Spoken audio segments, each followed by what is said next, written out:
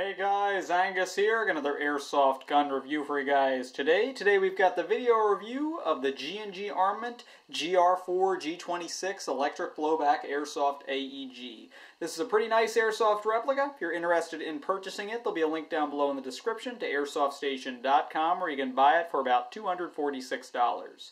Now with that being said, let's get into this review. As always, let's start off with the gun's packaging. As you can see, this is obviously the box the gun will come in. It's typical of G&G being dark green with a large holographic picture of the gun on the box. Otherwise though, it's just a cardboard box. When you open it up, this is what you should see. Inside the box, everything's packaged rather nicely in a black plastic mold, so I doubt anything's going to shift around during shipping. Inside the box, you'll have two pieces of paperwork consisting of your G26 instruction manual. Typical of G&G, this is an extremely high detail, color pictures. Definitely recommend you take a look at it. Then that smaller piece there, that's just simply a G&G Armament gun catalog you can take a look at. Then you'll have a small bag of 1,000 .2 gram BBs, one 450 round plastic high cap M4 magazine, a rather long dejamming rod, and a small plastic bag containing some G&G Armament freebies, such as a couple stickers, a nice patch, and a deck of playing cards. And of course, your G&G Armament GR4 G26 itself. Now out of the box, this gun is really cool. Looks kind of new and refreshing compared to the standard M4 AEGs I see so often on the field.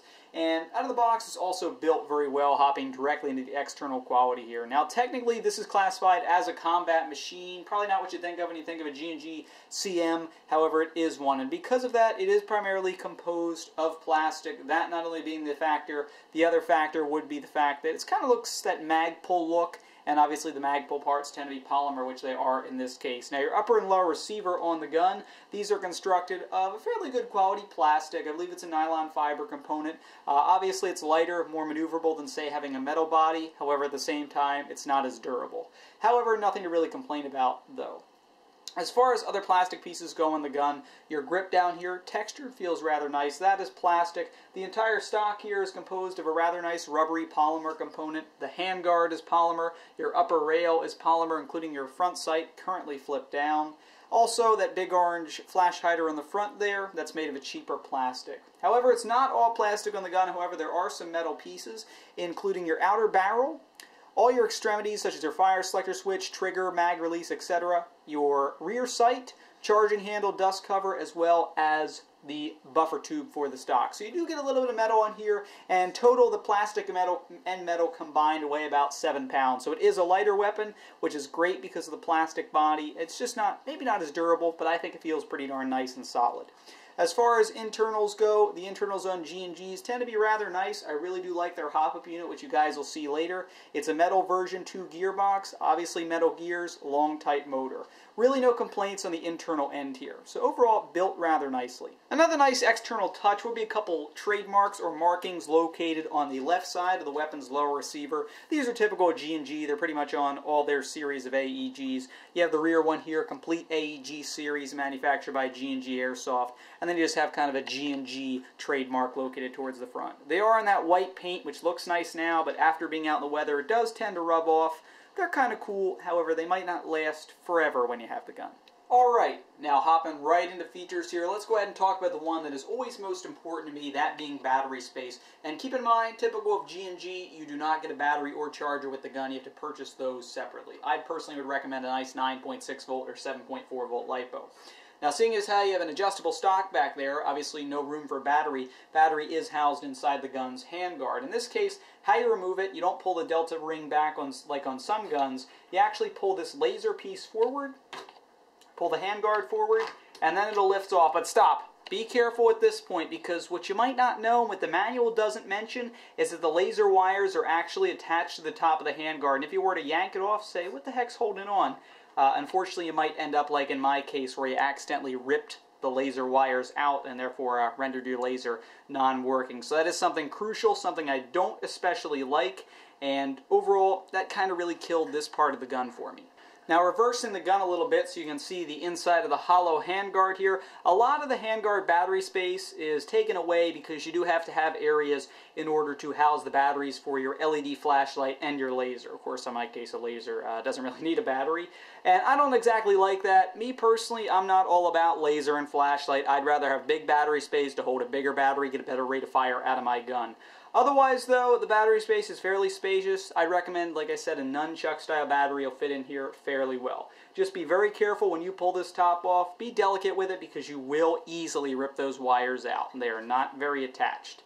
Now, as far as putting it back on, simply reverse the process, lay down the top of the handguard, you'd pull out the laser, and snap the top of the handguard back into place. Taking a very quick, close look here at the laser, which unfortunately, guys, like I said, not going to be able to show you how well it works. It's a very simple mechanism located towards the front of the gun, obviously. How it works is you have a small red dot located towards the rear, towards the shooter, and you have a white and a bright red dot located on the forward piece. When it's on the white piece, the laser is off. If you were to flip it so that the red dots were lining up, the laser would be on. Unfortunately, I can't because of the wires, but I imagine the laser is so-so, not the best thing in the world, but not exactly the worst either.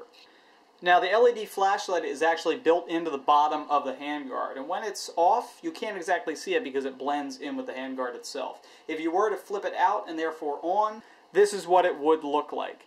For some strange reason, I don't exactly know what kind of battery this thing takes. I want to say it's a custom style battery. You'd think it'd be kind of a square type, like a 9-volt or a C battery. However, it seems it does need some kind of custom battery in order to power both this and the laser. I'll have to look into that, but I imagine the flashlights, again, so decent.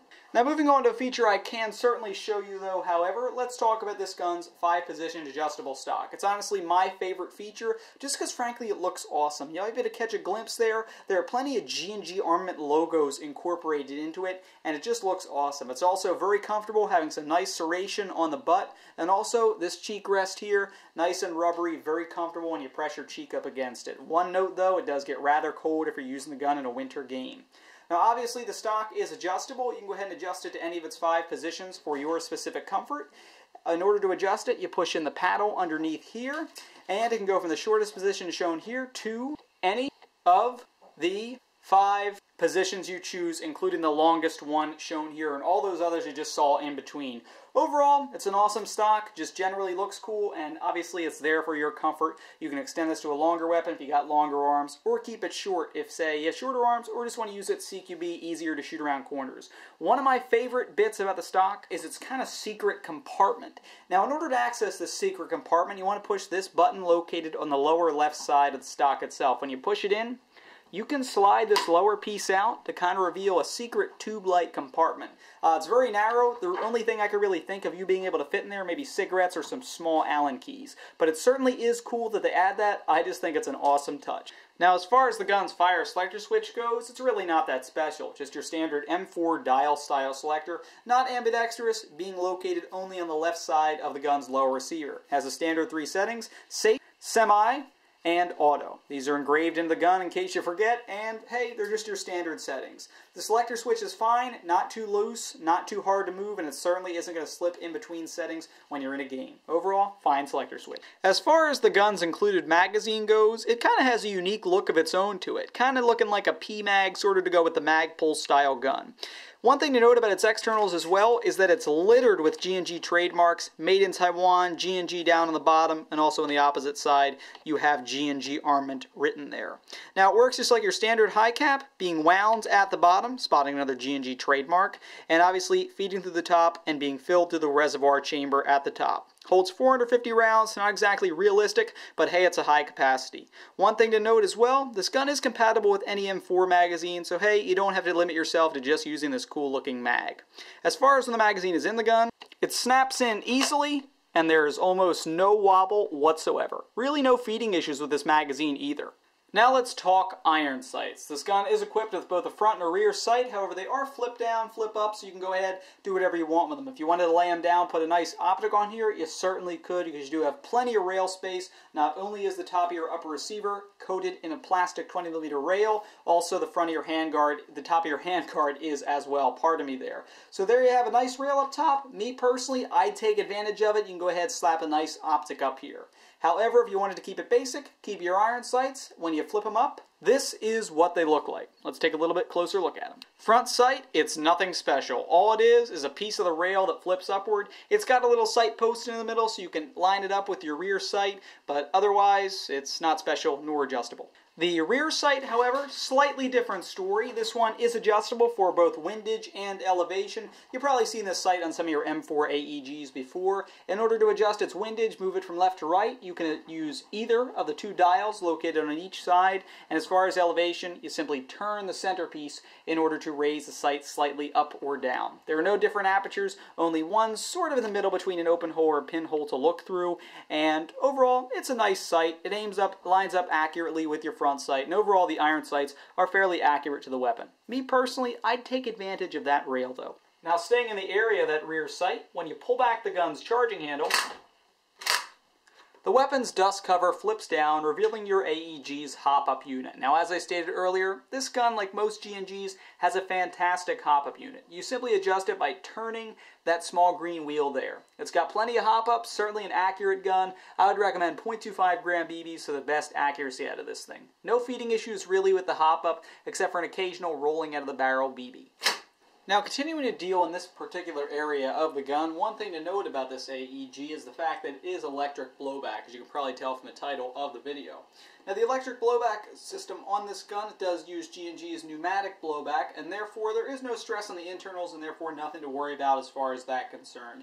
The blowback on this gun, purely something that kind of looks cool, interesting. It's not exactly the most effective one in the world, certainly no kick from it, but it is kind of cool to have. Now let's go ahead, take a quick glimpse of what that blowback actually looks like in action when the gun is firing. Semi-auto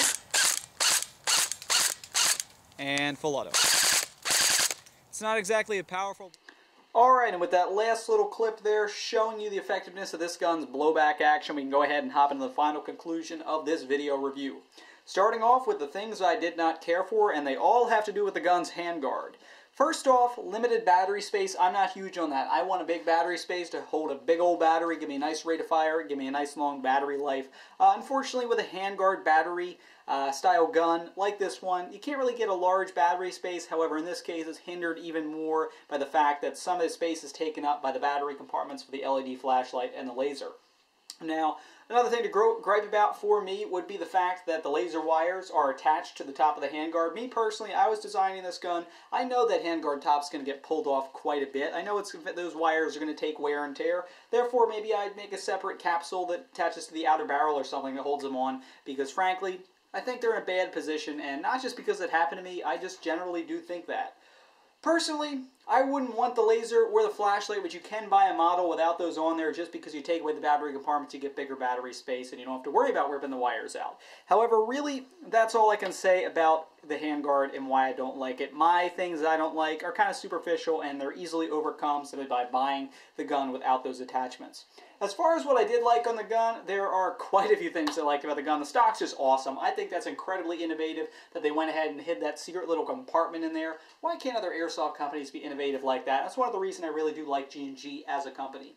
Also, the gun's externals are beautiful. I love how they incorporated their logo all over. It just looks generally cool, again, especially with the stock. Also, magazine looks pretty cool to begin with. It's comfortable with a little bit of rubber gripping on it, and hey, it holds 450 rounds right out of the box. Also, the gun's compatible with M4 mags. Always an advantage in my opinion. Out of the box, you also get some instant customization options with that big old top rail up there for, say, an optic of some sort. But the iron sights, they're pretty decent as well, if not a little ugly. Now, with that being said, this has been my review of the G&G Armament GR4 G26 Airsoft AEG. Personally, I could see you using this as a nice CQB gun, even in the field as well. It's overall a solid and refreshing look to the M4 system. Frankly, I really do like it. And with that being said, thanks for watching, guys. Please subscribe.